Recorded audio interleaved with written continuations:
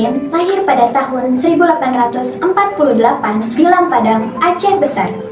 Beliau berasal dari keluarga yang taat agama, terpandang, dan cukup berpengaruh di lingkungannya. Ayahnya Teku Nida Ibrahim adalah seorang ulebalang atau kepala wilayah.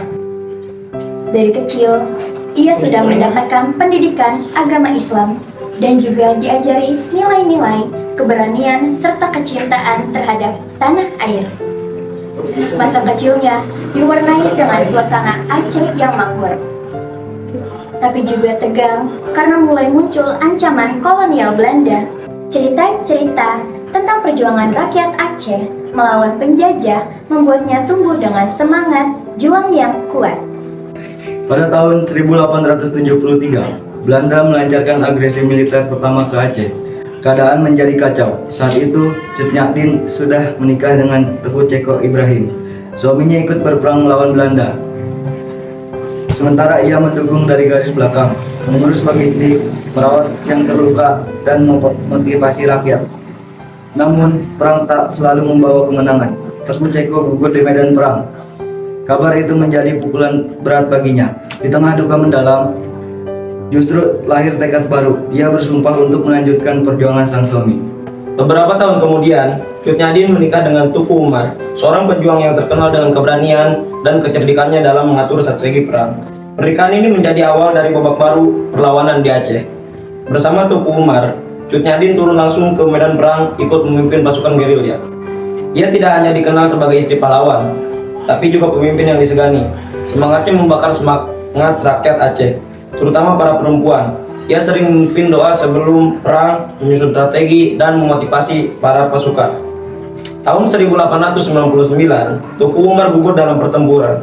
Lagi-lagi, Cut Nyak harus merasakan kehilangan orang yang ia cintai. Meski hatinya hancur, ia tidak mundur.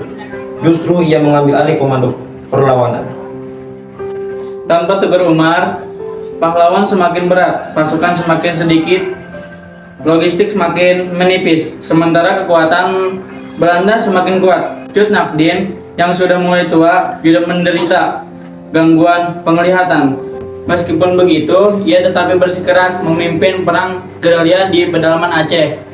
Namun, karena kondisinya semakin melemah, pasukan khawatir dan akhirnya memberitahu pihak Belanda keberadaannya demi keselamatannya. Pada tahun 1901, ia ditangkap, diasingkan ke Sumedang, Jawa Barat.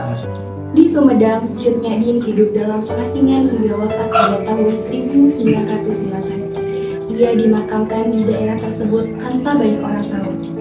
Hingga kemudian makamnya diresmikan sebagai makam pahlawan. Pada tahun 1964, pemerintah Indonesia menetapkan Cut Nyak sebagai pahlawan nasional. Kisahnya menjadi simbol keberanian perempuan Indonesia, bahwa perjuangan bukan hanya milik laki-laki.